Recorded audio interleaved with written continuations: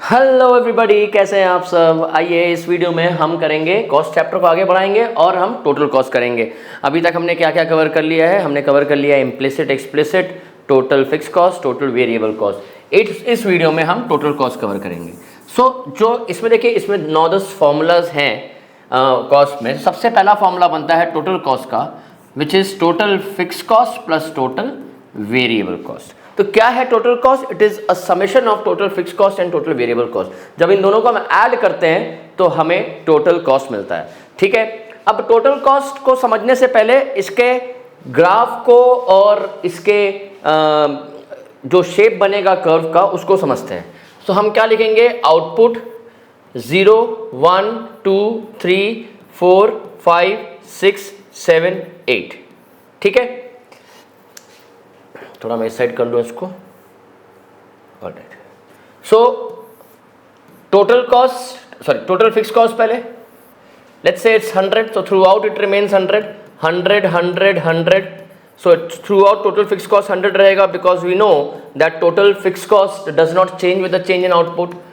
Total variable cost 0 20 36 47 56 65 80 105 and 136। ठीक है, अब आते हैं टोटल कॉस्ट में। कैसे कैलकुलेट करेंगे total cost? Total cost is total fix cost plus total variable cost. ठीक है, तो अगर मैं वो आगे बढ़ने से पहले इससे दो फॉर्मूलाज और बन जाएंगे। क्या बन जाएगा? Total fix cost is equal to total cost minus total variable cost. ठीक है, और टोटल वेरिएबल कॉस्ट क्या बन जाएगा? Total cost minus total fix cost. So ये तीन फॉर्मूलाज अपने को क्लियर हो गए। ठीक है, अब हम टोटल कॉस्ट को कैलकुलेट करते हैं। और बिफोर आई प्रोसीड, अगर आपको ये जो मैं बोर्ड में लिख रहा हूँ इसका पीडीएफ चाहिए तो you can ask for the PDF. Just call me on 9801345670। इस नंबर पे व्हाट्सएप करना, हाई लिख के कि you have seen my video on YouTube, you want the PDF, I will be sending it to you. ठीक है, अब total cost क्या आ जाएगा? 100 120, I am adding these two, 136 147 156 165 180 205 and 236। तो सबको ऐड करके टोटल कॉस्ट आ गया। अब दो चीज़ याद रखना है कि टोटल कॉस्ट वहीं से स्टार्ट होगा। टोटल कॉस्ट कहाँ से स्टार्ट होगा? जहाँ से टोटल फिक्स कॉस्ट स्टार्ट हो रहा है। तो एक चीज़ आप देखो, जहाँ से टोटल फिक्स कॉस्ट स्टार्ट हो रहा है टोटल कॉस्ट भी वहीं से स्टार्ट हो रहा है। इसका मतलब ये हुआ कि माई total cost will also not start from the origin. Why will it not start from the origin? Because zero में भी ये इनकर हो रहा है, लेकिन स्टार्ट कहाँ से होगा? जहाँ से फिक्स कॉस्ट स्टार्ट हो रहा है। ठीक है, तो अगर मैं तीनों कर्व साथ में बनाऊं, this is X axis, Y axis, total cost, total fix cost, total variable cost. Y axis में हम लिखते हैं जो कर्व हम डिराइव करते हैं, और एक्स एक्सिस में हम क्या लिखेंगे? आउटपुट। तो ये मेरा टोटल फिक्स कॉस्ट है, this is inverted as total variable cost. अभी टोटल कॉस्ट समझते हैं कैसा होगा। अब एक चीज समझो, टोटल कॉस्ट जो है वो सेम पॉइंट से स्टार्ट हो रहा है जहां से फिक्स कॉस्ट स्टार्ट हो रहा है। Can you see this? So मतलब टोटल कॉस्ट मेरा यहां से स्टार्ट होगा। ठीक है, अब इसका शेप क्या रहेगा? अब देखो, क्यों जीरो लेवल में टोटल फिक्स कॉस्ट और टोटल कॉस्ट सेम है। अब इसको समझते हैं। देखो, हम टोटल कॉस्ट कैसे निकाल रहे हैं? Total fix cost plus total variable cost. ठीक है, जब आउटपुट जीरो है तो वेरिएबल कॉस्ट तो जीरो है ना। मैंने ये आपको वेरिएबल कॉस्ट के वीडियो में समझाया है। इस वीडियो को देखने से पहले टोटल वेरिएबल कॉस्ट की वीडियो जरूर देख लेना। तो जब आउटपुट जीरो है तो टोटल वेरिएबल कॉस्ट जीरो है। ठीक है, अब जब टोटल वेरिएबल कॉस्ट जीरो है और जब आउटपुट जीरो है तो जो वैल्यू है टोटल फिक्स कॉस्ट की है।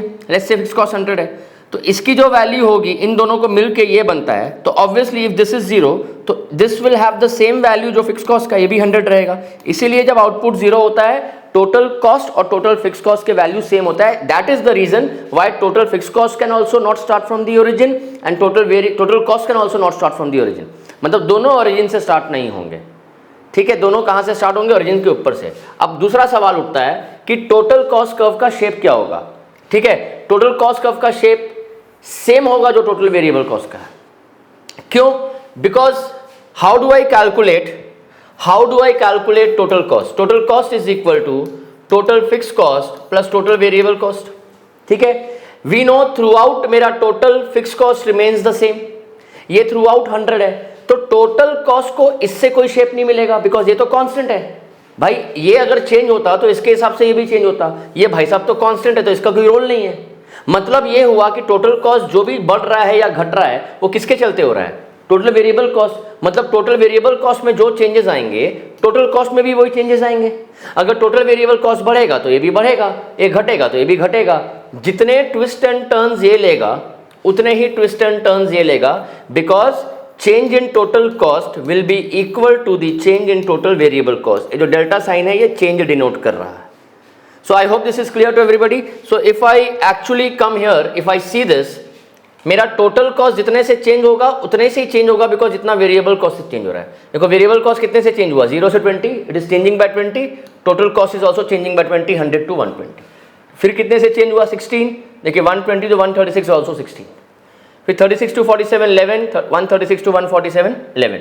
तो देखो दोनों के चेंजेस सेम है, जितने से ये चेंज हो रहा है उतने से ये चेंज हो रहा है। This entirely I am strike इसलिए किया मैंने बिकॉज टोटल फिक्स कॉस्ट का कोई रोल नहीं है। तो मतलब जैसा शेप इसका रहेगा वैसा शेप इसका रहेगा, मतलब टोटल कॉस्ट भी इन्वर्टेड एस है। इन्वर्टेड एस मतलब ये ऐसा, टोटल कॉस्ट भी मेरा ऐसा हो जाएगा।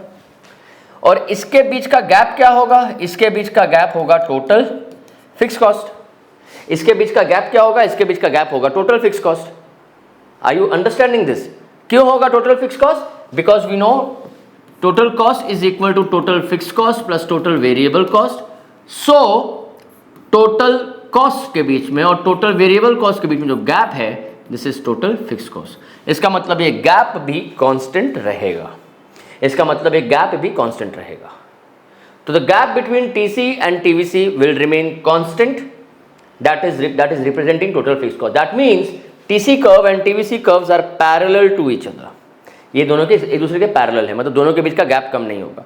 एग्जाम में कभी क्वेश्चन आया कि why is the shape of total cost and total variable cost same?